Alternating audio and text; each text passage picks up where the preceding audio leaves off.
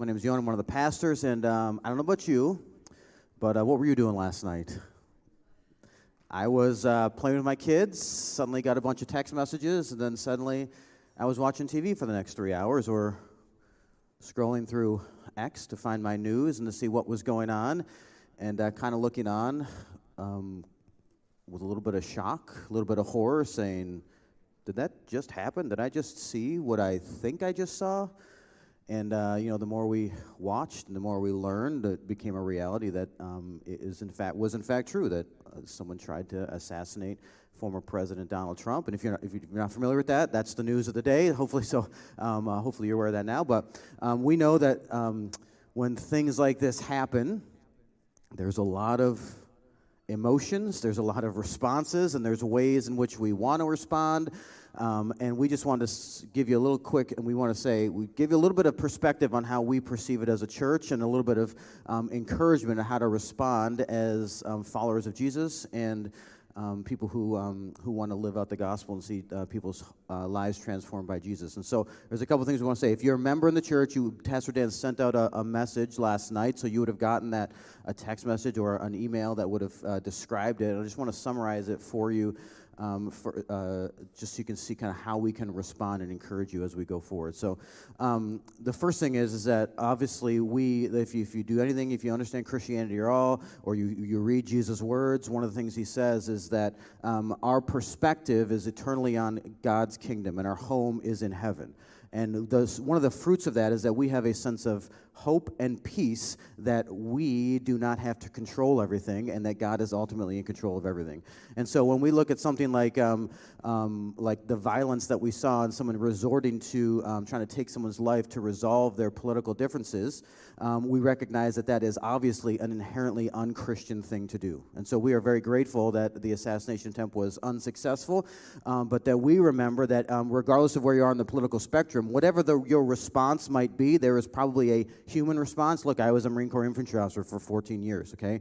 I have a couple of trained inerrant responses that go to when someone starts shooting at you. A lot of those are appropriate for some place, but in the civil discourse and stuff like that, some of those urges and responses are not inherently necessarily Christian. To say, how do we, as people of peace, who are trying to advance God's kingdom in a peaceful, loving, hope-filled way, respond with peace?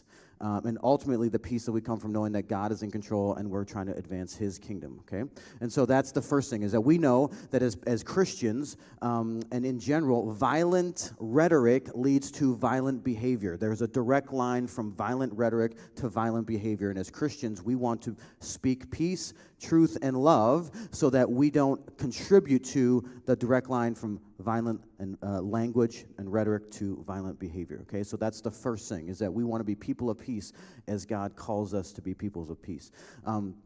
The second one is that we are committed to, this is not something that is necessarily new in the history of the church. How many of you lived through the JFK assassination?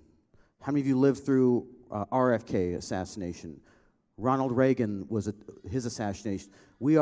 It is not something that is new in American history, and in the history of the church, it's not something that's new over the last 2,000 years as the Big C Church, the people who have committed their faith and hope and trust in Jesus and make Jesus king of our lives and advance his kingdom. It's not something new that we've experienced over the last 2,000 years, and that there have been kingdoms and kings and emperors and rulers, and there has been a nonstop cycle of violence and pain and killing and death.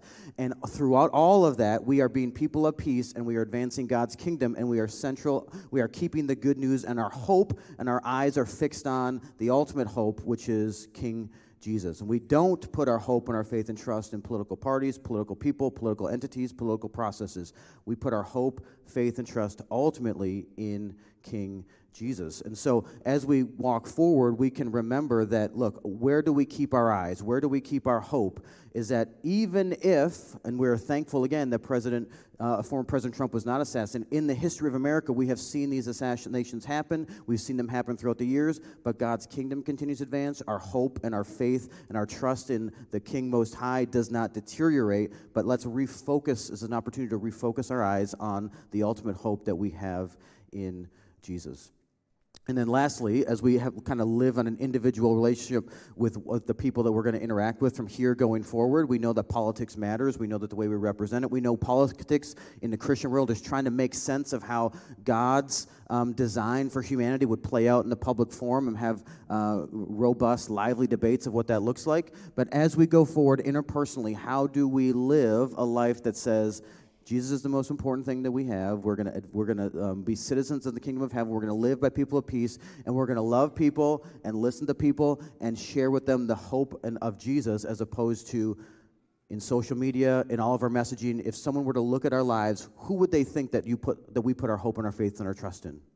Is it primarily a political person, a political party, or is it primarily saying that person hopes in Jesus and they love me regardless of my political position, and we can live that out as a gospel-centered, Jesus-centered church?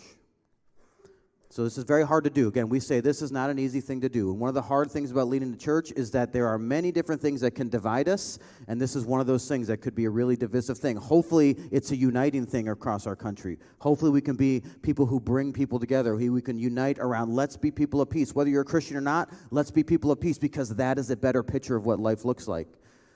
Let's do this as a church family together. And so that's what we wanted to say. We know that it's a shock.